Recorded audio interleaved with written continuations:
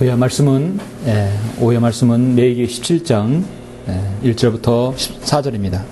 오늘은 레위기 17장 강론을 하도록 하겠습니다. 레위기 17장 1절로 4절 먼저 봉독해 올리겠습니다.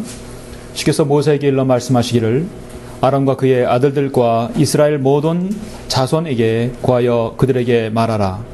이것이 주께서 명명하신 것이니 말씀하시기를. 17장에서 두 가지를 중요하게 명명하고 있습니다.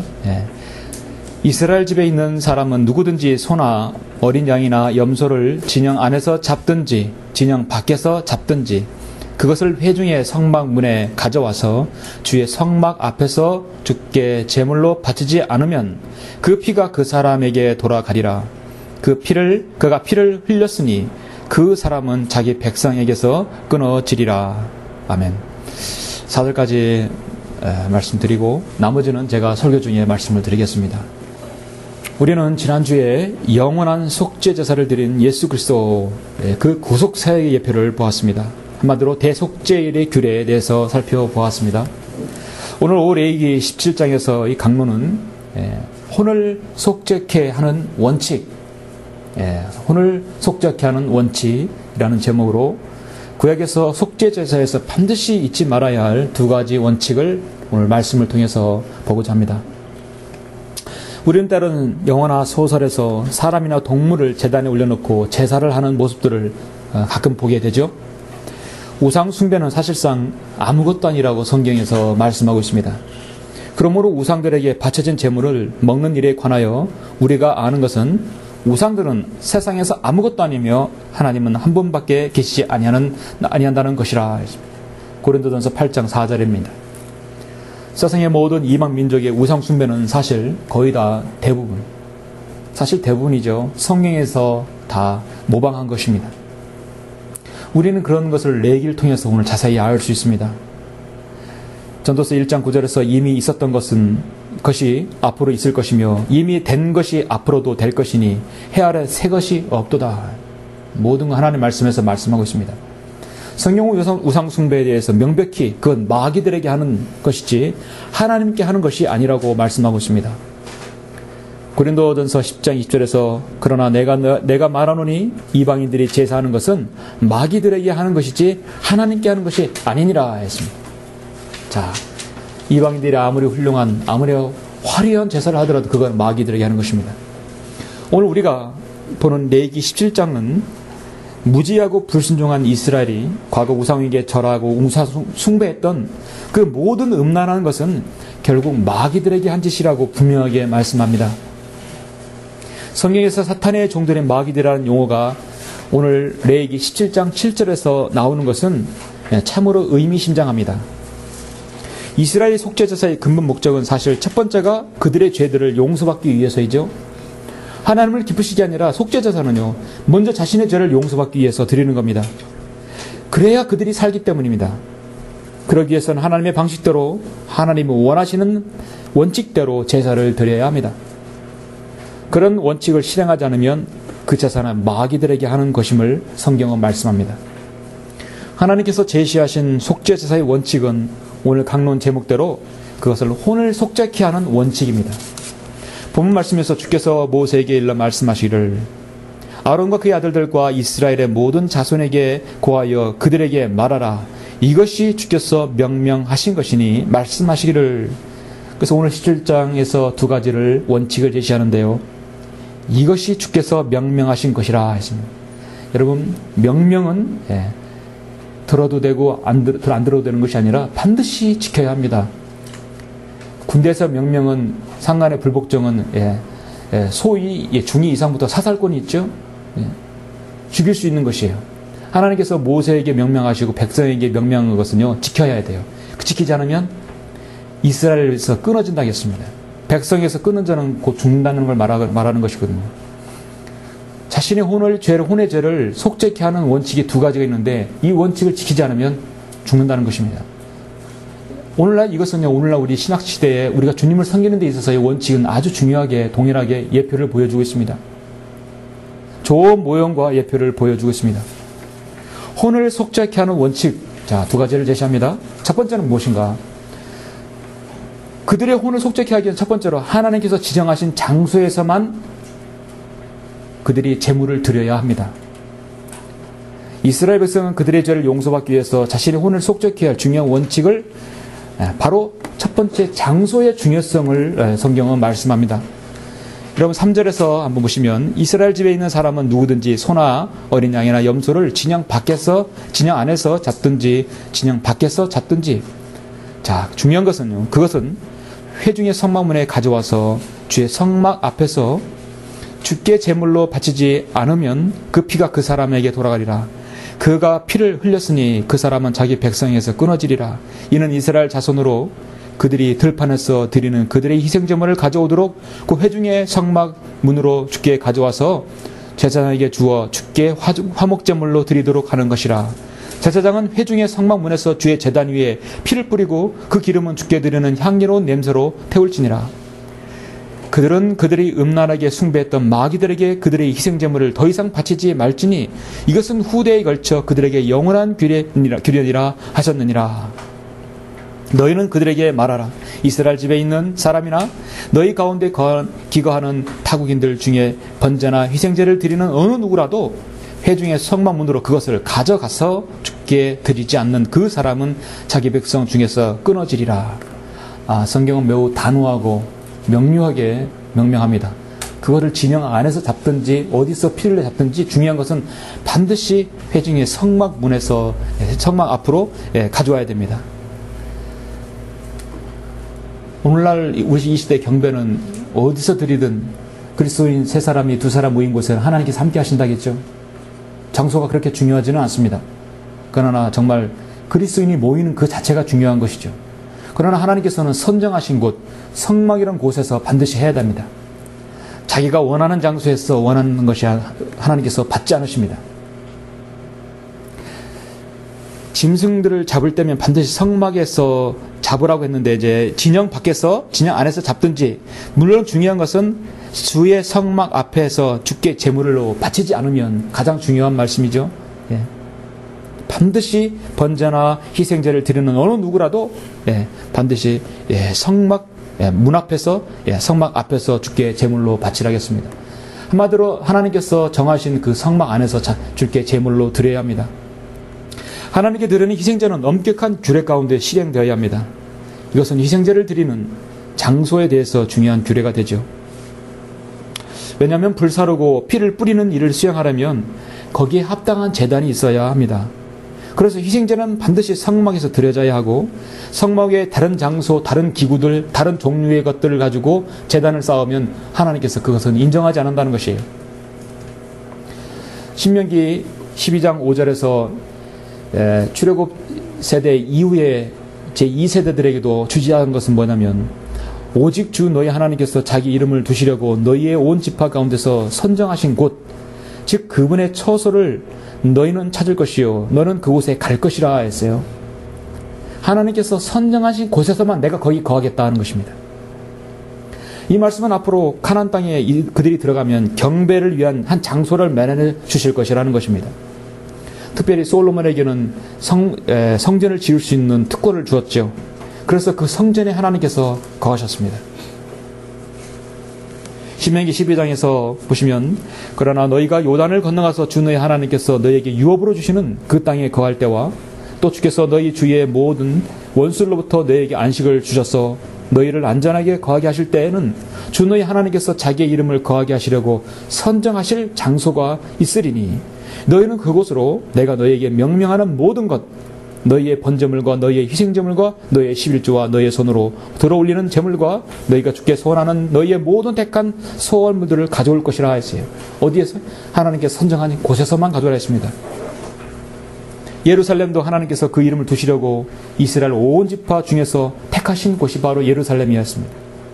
그 예루살렘 성전이 바로 하나님께서 선정하신 곳이에요. 지금 광야에서 하나님께서 선정하신 곳은 성막입니다.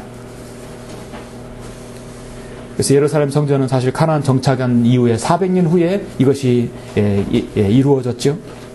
그 전까지는 성막이 그 일을 수행했었습니다. 그래서 그것은 하나님께서 선정하신 곳이라고 성경은 말씀하고 있습니다. 그러므로 성막은 이스라엘의 모든 삶의 중심지가 됩니다. 여러분 그림에도 보듯이 이스라엘의 모든 그 삶의 중심지가 바로 성막으로 되어 있죠. 이건 종교의 중심이 아니라 그들의 생활에서의 중심입니다. 물론 열왕기상 19장에서는 엘리야는 성막이 하는 칼멜산에서 제물을 드렸던 것이 특별한 경우가 있었습니다. 그렇지 않고는 모두 성막과 성전이었습니다.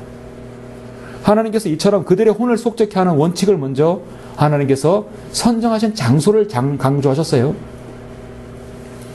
가나안 종교, 이방의 종교들은 자신들이 원하는 장소에서 원하는 제물을 가지고 멋대로 드렸어요.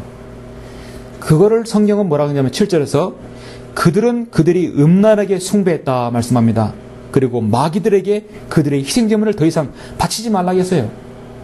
자신이 원하는 장소, 원하는 제물로, 그건 바로 카인의 제물 제사가 되는 것입니다.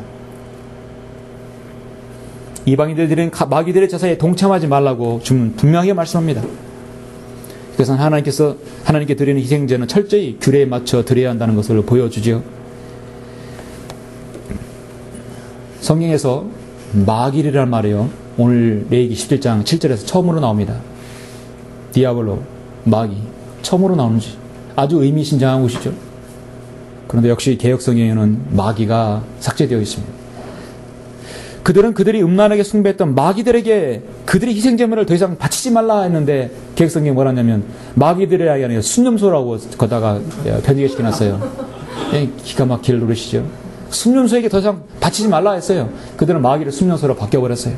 개역성경에서 마귀가 없어요. 구약에 처음 레위기 7장에 마귀가 없어요. 정확히 삼일체가 있어야 할 곳에 역시 성경을 변경시키고 마귀가 있어야 할 곳 자리에 성경이 다른 동물로 대체된 것입니다. 그들은 어느 곳에서나 산당을 쌓아 우상숭배로 멋대로 섬겼어요. 하나님께서는 이러한 마귀들의 희생제사와 구별시키기 위해서 선정하신 곳을 하나님께서 정하신 것입니다. 모든 그래서 우상숭배 희생제사들의 공통점은요, 그 자체가요 난잡하고 무질서합니다. 왜냐하면 멋대로 원하는 장소에서 원하는 제물을 가지고 멋대로 드리니까 질서가 없고 난잡한 것이에요. 음란한 것이에요. 그러나 하나님께서 원하시는 철저한 원칙대로 규례대로 성막 안에서 하기 때문에 얼마나 정결하고 깨끗하고 하나님께서 그것만 용서해 주시는 것이에요. 받으시는 겁니다. 그래서 하나님께서는 희생제를 드리는 방법뿐만 아니라 그 장소를 중요하게 여기셨던 것입니다. 구약에서 하나님께서 특별히 이스라엘의 제사를 받으시고 축복하신 장소를 든다면 여러분 어느 장소가 있을까요?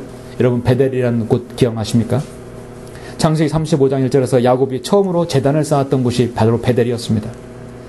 하나님께서 이곳을 나는 베델의 하나님이라 했습니다. 내가 거기에서 기둥에 기름을 붓고 내가 거기서 나에게 서원했을 때 내가 들어주겠다는 것이에요. 여러분은 하나님께 처음 서원하였고 하나님께 헌신하였던 그 장소를 기억하십니까? 그곳의 예배를 기억하십니까? 그래서 하나님께서는 일어나서 베델로 올라가자. 당신의 처음에 서원했던 곳으로 올라가자. 베델로 올라가자 했어요. 창세기 35장 3절에서 일어나서 베델로 올라가자. 나의 고난의 날에 내게 응답하시고 내게 갔던 길에서 나와 동행하셨던 하나님께 내가 거기서 다시 제단을 쌓으리라 하지. 제단을 쌓으리라. 바로 하나님께서 여러분의 그 베델을 원하시는 것입니다. 그런데 배교한 이스라엘 왕은 여로보암은 자기 마음대로 정한 달, 즉 8월 15일에 베델에 만든 제단의 제사를 드리고 이스라엘 자손을 위해 명절을 정하였으며 제단의 제물을 드리고 분향해서 송아지를 제물을 드렸어요.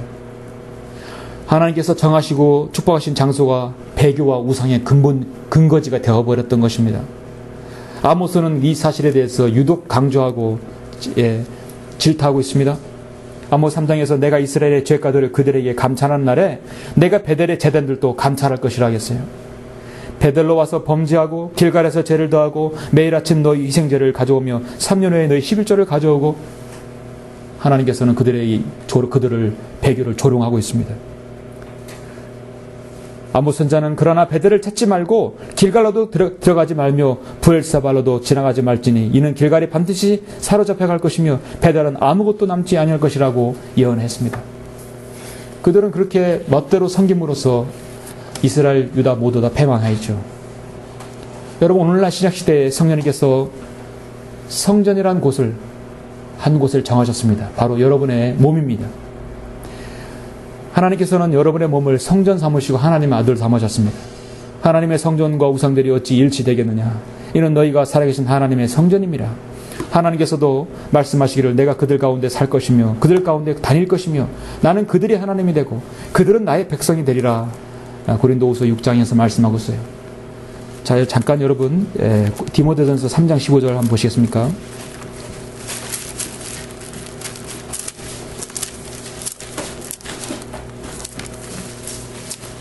그리고 우리는 어떤 교회 건물, 어떤 빌딩이나 건물을 성전이라고 하지 않습니다. 성전 건축을 해야 되니까 헌금을 거두시오. 성전 건축 헌금은요, 종교 사기입니다. 하나님께서는 건물에서 하나님이 거하신다고 하지 않았어요. 그래서 개인의 몸에 바로 성전입니다.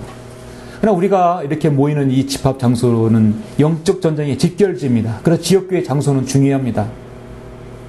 이거는 캬벨에 춤추는 곳이 아니고 술 먹는 곳이 아니에요. 그리스도 안에서 교제하고 힘을 얻고 말씀을 듣고 예배드리는 장소입니다. 우리 그리스도인이 모이는 장소예요. 하나님께서 함께 하시는 장소입니다. 그것이 바로 디모데전서 3장 15절처럼 그러나 만일 내가 지체하면 내가 하나님의 집에서 어떻게 처신해야 하는가를 알게 하려는 것이라. 이 집은 살아계신 하나님의 교회요 진리의 기둥과 터전이니라. 바로 이곳이 진리의 기둥과 터전입니다. 그리스도인이 모이는 곳이 바로 지역교회입니다. 그래서 이스라엘은 성막 중심으로 살았고 성막 중심으로 그들이 모든 것이 움직여졌어요. 하나님께서 불기둥이 떠나가고 하나님께서 임재가 옮겨지면 그들도 성막에 옮겨져야 되는 것이에요. 지역교회 성도들은 지역교회 중심으로 늘 살게 되죠.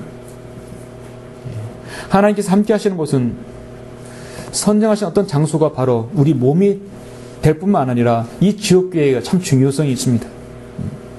하나님께는 우리는 경배드릴 수 있는 최상의 장소를 늘 마련해 주시고 인도해 주십니다. 그래서 우리가 경배드리고 찬양하고 공부하는 부분은 이 장소는 더욱더 쾌적하고 좋은 장소가 될 수 있도록 우리는 기도해야 합니다. 때에 따라서 하나님께서는 또 많이 또 필요하시면 사람들이 성도들을 많아지면 더 좋은 장소에 옮겨 주실 것입니다. 오늘날 거듭나지 못한 사람들은 그들의 몸을 7절처럼 마귀들에게 바치고 있어요. 순념속에 바치고 있어요. 그들 말하는 대로. 학문과 과학과 문학과 예술, 문화라는 이름으로 온통 그들은 마귀들에게 인생을 송두리째 완전히 헌신을 하고 있습니다. 성경은 뭐라고 말씀합니까? 그러나 형제들아, 내가 하나님의 모든 자비하심으로 너에게 권고하노니 너희 몸을 하나님께서 기뻐하시는 거룩한 산 제물로 드리라. 이것이 너희가 드릴 합당한 예배니라. 너희는 값을 치르고 산 것이니 그러므로 하나님의 것인 너희 몸과 너희 영으로 하나님께 영광을 돌리라 했습니다. 그 지역교회는, 성도들은 지역교회 중심으로 움직여지고 또 그걸 중심으로 해서 직장과 사업체 하나님께서 번성케 해주십니다. 혼을 속죄케 하는 원칙은 두 번째 무엇인가? 아주 중요한 것인데 그것은 피 흘림이 없이는 혼을 속죄케 할 수 없다는 것입니다. 우리는 레위기를 공부하면서 예수 그리스도의 피의 그 구속 사역이 얼마나 참으로 막중하고 위대한가를 늘 우리는 되새겨 봅니다. 혼을 속죄케 하려면 반드시 피 흘림이 없이는 안 되는 것이에요. 근데 그 피는 인간이 먹어서는 안 됩니다. 절대로 먹어서는 안 됩니다. 우리 레위기 17장 10절을 한번 보시죠. 두 번째입니다. 원칙 두 번째입니다. 이스라엘 집에 있거나 너희 가운데 기거하는 타국인들 중에 있는 어느 누구든지 어떤 종류의 피라도 먹는 자는 내가 피를 먹는 그 혼을 대적하여 내 얼굴을 두고 그를 그의 백성 중에서 끊으리니 이는 육체의 생명이 피에 있음이라. 내가 그것을 너에게 주어 제단 위에서 너희 혼을 속죄케 하였나니 이는 혼을 속죄케 하는 것이 피이기 때문이라. 11절 아주 중요합니다. 그러면 내가 이스라엘 자손에게 말하였나니 너희 가운데 아무도 피를 먹지 말며 너희 가운데 기거하는 어떤 타국인도 피를 먹지 말라. 이스라엘 자손이나 너희 가운데 기거하는 타국인들이나 어느 누구라도 먹을 만한 짐승이나 새를 사냥하여 잡으면 그는 그 피를 쏟아버리고 그것을 흙으로 지니라. 이는 피가 모든 육체의 생명이요 육체의 피는 그 생명을 위해 있기 때문이라. 그러므로 내가 이스라엘 자손에게 말하기를 너희는 어떤 종류의 육체의 피도 먹지 말라 하였도다. 이는 모든 육체의 생명이 피에 있음이니 피는 먹는 자는 끊어지리라. 스스로 죽은 것이나 들짐승에게 찢겨진 것을 먹는 모든 혼은 너희 본 국인이든 타국인이든 간에 자기 옷을 빨고 물로 몸을 씻을 것이니 저녁까지 불결하고 그 후에 깨끗하게 되리라. 그러나 만일 그가 빨지 아니하고 그의 몸을 씻지 아니하면 그가 자기 죄악을 담당하리라 하시니라. 그렇습니다. 혼을 속죄케 하는 원칙 두 번째는 철저하게 바로 피의 중요성을 강조한 것입니다. 첫 번째는 장소가 중요하고 두 번째는 피의 중요성입니다. 속죄제에서 피는 죄 자체를 용서할 수 있는 유일한 매개체입니다. 피는 생명에게 특별한 목적으로 흘리지 않는 한 함부로 피를 흘려서는 안 되는 것이죠. 아파서 피를 흘려도 그것은 성경에서는 불결하다고 분명히 말씀하고 있죠. 11절에서 보면 이는 육체의 생명이 피에 있음이라 내가 그것을 너에게 주어 제단 위에서 너희 혼을 속죄케 하였나니 이는 혼을 속죄케 하는 것이 피이기 때문이라. 11절에서 아주 중요한 용어가 나오죠. 여러분, 너희 혼을 속죄케 하겠다는 것이에요. 구약에서는 혼과 몸을 동일하게 봤죠. 신약에서는 혼, 몸 다르게 봤지만 붙어있기 때문에 구약에는, 신약에서는 분리되어 있죠. 영과 혼, 몸 분리되어 있어요. 그래서 구약의 혼은 그 사람 몸과 동일한 것이에요. 어쨌든 간에 혼을 속죄케 하는 것은 반드시 피에 있다는 것입니다. 역시 개혁성경은 혼을 속죄케 한다는 것이 여기서 확제되어 있습니다. 성경에서 혼을 속죄케 한다는 부분이 레위기 17장 11절하고 이사야 53장에서 딱 두 번 나와요. 피를 흘리는 것은 곧 죽음이지요. 여러분, 피를 흘리는 것은 죽음이요. 또 하나는 무엇을 생각합니까? 희생을 의미하죠. 피는 희생을 의미합니다.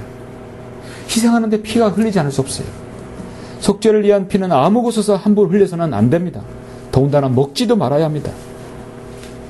피는 속죄를 위해서 흘려져야 하는데 그 고귀한 피를 먹는다는 것은 크나큰 죄를 짓는 것이고 하나님께서는 속죄를 위해 피를 받으십니다. 누군가가 크나큰 죄를 짓게 되면 그는 그를 죽이심으로써 그 죄값을 치르게 하십니다. 그래서 용서받기 위해서 대신 동물을 피를 흘리는 것이죠. 죄인의 피는 반드시 흘려야만 하나님의 공의를 충족시킬 수 있는 것입니다. 그래서 육체의 생명은 피에 있음이라. 성경은 히브리서에서 죄의 피 흘림 없이는 죄사함이 없다고 말씀하셨어요. 우리의 모든 죄는 예수 그리스도의 피 흘림 없이는 죄사함이 없습니다. 피는 그 죄인의 혼을 대신하는 것입니다. 이 규례는요, 이방인들에게 동일하게 적용되어집니다. 10절에 보면 이스라엘 집에 있거나 너희 가운데 기거하는 타국인들 중에 있는 어느 누구든지 동일합니다. 출애굽 할 때 이집트에서 같이 묻어나온 타국인도 같이 있어요. 네, 그들도 동일하게 유대인이 아니더라도 그들도 역시 죄인이기 때문에 바로 피 흘림 없이는 용서받을 수가 없습니다. 이스라엘 가운데 있는 이방인들은 이스라엘만이 누리는 축복에서 죄되나 이스라엘이 지켜야 할 모든 규례는 함께 지켜져야 합니다. 왜냐하면 그들이 이스라엘이 성별해야 하는 것은 그 땅 자체가 성별해야 하는 것이기 때문입니다. 그래서 이방인들도 이스라엘의 규례를 함께 지켜야 되는데, 예를 들어서 유월절의 경우가 그렇습니다. 이 유월절 무교절 기간 중에 이스라엘 처소에 누룩을 제거하는 것이 이스라엘이나 그곳에 있는 이방인들에게 동일한 것이죠. 이 기간에는 이스라엘 안에 있는 타국인도 무교병을 먹어야 합니다. 하지만 유월절 양을 먹는 것은 유대인만 먹었어요. 마찬가지입니다. 유월절 양을 먹는 것은 유대인만 먹어야 됩니다. 지키는 건 다 같이 지켜야 되는 것인데요. 따라서 피해된 규례도 이스라엘 가운데 거한다면 어떠한 이방인이라도 이 규례를 지켜야 합니다. 역시 죄인이기 때문입니다. 그렇지 못할 때에는 십사들처럼 그의 백성 중에서 끊어진다겠어요. 죽이신다는 것입니다. 오늘날 어떻습니까? 예수 그리스도께서 하나님의 그 위대한 구원 계획을 세우셔서 행하시려고 이 땅에 자신이 하나님의 어린 양으로 오셔서 스스로 제물을 바치심으로 그것은 죄를 덮는 것이 아니라 죄를 완전히 없애버리신 것이죠. 구속하신 것입니다. 우리는 신약 성경에서 예수 그리스도의 보혈과 그 보배로운 피를 많이 봅니다. 특히 이제 에베소서, 골로새서, 베드로전서, 대부분 요한계시록 1장에 다 걸쳐 있죠.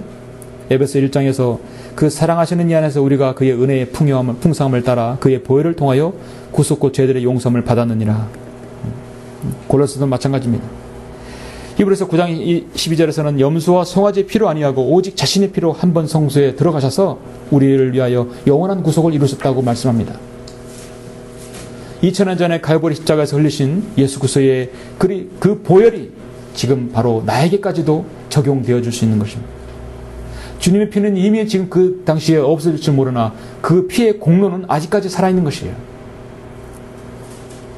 왜냐하면 주님의 보혈은요, 인간의 피가 아니기 때문입니다. 동물의 피는 지성소의 제단에 뿌려져서 즉각 사라졌어요. 하나님께서 받으시기 때문에요. 그러나 예수 그리스도께서 2000년 전 흘린 피는 지금도 유효합니다. 그래서 우리가 지금도 복음을 전하는 것입니다. 예수님의 피는 영원한 속죄 제물이 되셨기 때문입니다. 따라서 예수 그리스도의 보혈을 믿는 모든 자들은 죄성이 완전히 제거되고 그 양심까지도 정결하신다고 히브리서 9장에서 약속하지 않았습니까? 오직 자신의 피로 한 번 성소에 들어가셔서 우리를 위하여 영원한 구속을 이루셨다고 말씀합니다. 하물며 영원하신 성령을 통하여 흠없는 자신을 드린 하나님께 드린 그리스도의 피가 어찌 죽은 행실에서 너희 양심을 정결케 하여 살아계신 하나님을 섬기게 하지 못하겠느냐. 예수 그리스도의 피는 여러분의 양심까지도 정결케 하신다겠습니다. 아무리 과학이 의학이 발달해도요, 흉내낼 수 없는 게 뭡니까? 인공신장, 장기를 만들어도요, 절대 피를 만들 수 없습니다. 절대 피는 만들 수 없습니다. 그것은 생명을 다루시는 창조주 하나님의 소관입니다. 하나님께서 그건 용납하지 않습니다. 예수 그리스도께서는 하나님의 어린 양으로 화목제물이 되어주셔서 하나님의 원수였던 우리를 구원하시기 위해서 친히 자신이 제물이 되어 십자가에서 피 흘려주신 것입니다. 그 안에서 우리가 그의 보혈을 통하여 구속 후 죄들의 용서를 받았다고 했을 때 개혁성경은 그의 보혈을 통하여가 골로새 1장 14절에서 삭제되어 있죠. AD 15세기부터 16세기 초까지 지금은 멕시코 중부와 남부 지역에 살았던 한 족속이 있었는데요. 15, 16세기 1600년대 멕시코에 살았던 아스텍 부족이 있었어요. 아스텍 부족이라고 썼는데요.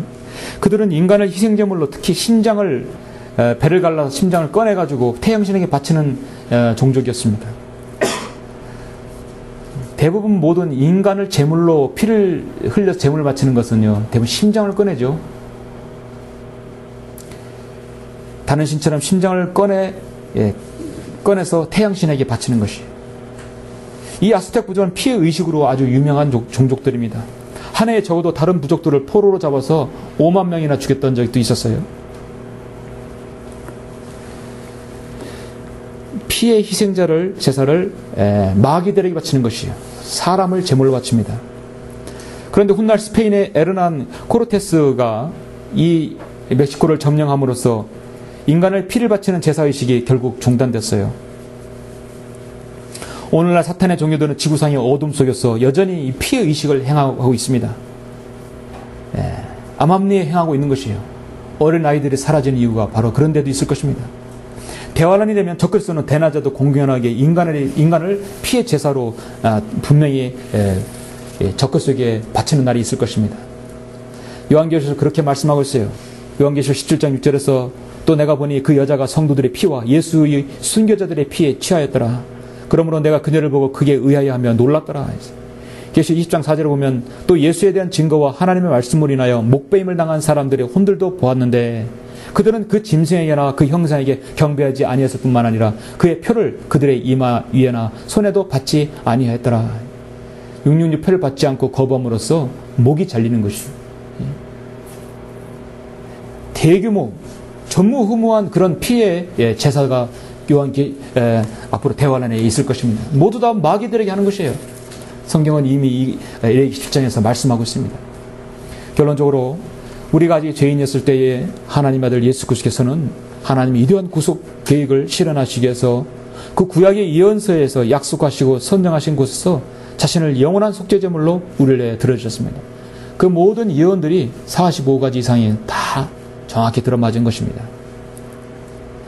대제사장이 1년에 한 번 지성소로 들어가 동물의 피로 회중들을 위한 속죄제를 드리지만 어디까지나 그것은 덮어주는 개념이 어토너먼트였어요. 그러나 인간의 근본적인 죄를 용서할 수는 없었습니다. 그들의 혼을 속죄시킬 수는 없었어요. 그래서 성경은 히브리 10장에서 그들의 해마다 계속해서 바치는 희생제물로는 그것으로 나오는 자들은 결코 온전케 할 수 없느니라. 이는 황소들과 염소들의 피로는 죄들을 제거하는 것이 불가능하다 했어요. 그러나 예수 그리스도께서는 주님의 그 위대한 뜻을 행하려고 이 땅에 하나님의 어린 양으로 오셔서 나를 위해 보혈을 흘려주셨습니다. 그리고 영원한 구속을 이루셨어요. 우리는 그것을 생각할 때마다 여러분의 구원은요, 단숨에 이루어졌고 영원토록 하나님께서 보장하신다는 것입니다. 여러분의 믿음이 없어서 의심하더라도 그 하나님께서는 그건 개의치 않아요. 하나님께서 여러분 구원하신 것은 영원한 생명을 이루신 것은 불변합니다. 변하지 않습니다. 잠시 여러분 이문 찾으셔야 할 것 같습니다. 이사야 53장 한번 보시죠. 53장 3절 보시면 3절 6절 보시고 또 10절 보시겠습니다. 이사야 53장은 우리 주님의 초림의 그 고난과 고통에 관한 부분이죠. 초림 갈보리 십자가에 관한 예언입니다. 이미 BC 720년 전에 지금 예언을 하고 있습니다. 그는 사람들에게 멸시받고 거부되었으며 예수 그리스도를 말하실 만한 거죠. 슬픔의 사람이요 질고에 익숙한 사람이라. 우리가 우리의 얼굴을 그로부터 숨긴 것 같이 그는 멸시받았고 우리는 그를 존중하지 아니했도다. 실로 그가 우리의 질고를 지고 우리의 슬픔을 지었는데도 우리는 그가 형벌을 받아 하나님께 맞으며 고난당하는 줄로 생각하였도다. 그러나 그는 우리의 허물로 인하여 상처를 입었고 그는 우리의 죄악으로 인하여 상하였도다. 우리의 화평을 위한 징계가 그에게 내려졌고 그가 맞은 채찍으로 우리가 치유되었도다. 우리는 모두 양같이 길을 잃어 각자 자기의 길로 돌이켰으나 주께서는 우리 모두의 죄악을 그에게 지우셨도다. 10절 보시면 잘 들어보십시오. 그를 상하게 하는 것이 주를 기쁘시게 하였기에 주께서 그를 고난에 두셨도다. 주께서 그의 혼을 속죄 제물로 만드실 때 그가 자신의 씨를 보리니 그가 자신의 날들을 누릴 것이요 주의 기쁨이 그의 손에서 번창하리라. 그가 자기의 혼의 고통을 보고 만족하게 되리라. 나의 의로운 종이 자기의 지식으로 많은 사람을 이롭게 하리니 이는 그가 그들의 죄악을 담당할 것임이라 했습니다. 오늘 레위기 17장에서 혼을 속죄케 하는 원칙을 말씀하셨습니다. 당연히 예수 그리스도의 피가 들어가야 되는 것이에요. 구약에는 동물의 제사가 들어가 있지만 하나님의 선정하신 곳에서 들어가 있지만 신약에서 오늘 우리가 혼을 속죄케 하는 우리의 자신의 혼의 죄 문제, 근본적인 죄 문제를 해결하는 방법은 바로 예수 그리스도의 피 흘림이 없으면 안 된다는 것입니다. 거기에서 바로 이사야 53장에서 10절에서 말씀하고 있어요. 주께서 그의 혼을 속죄제물로 만드셨다고 했습니다. 바로 나 자신의 혼을 구원하시기 위해서 내 육체에만 내 혼의 모든 죄 문제를 위해서 예수 그리스도께서 자신을 십자가에 내어주신 것입니다. 우리도 우리 자신의 몸이 거룩한 성전이므로 생을 낭비하지 말고 영과 혼과 몸을 잘 여러분 보존해서 주님께서 오실 때 책망을 받지 않아야 할 것입니다. 기도하시겠습니다.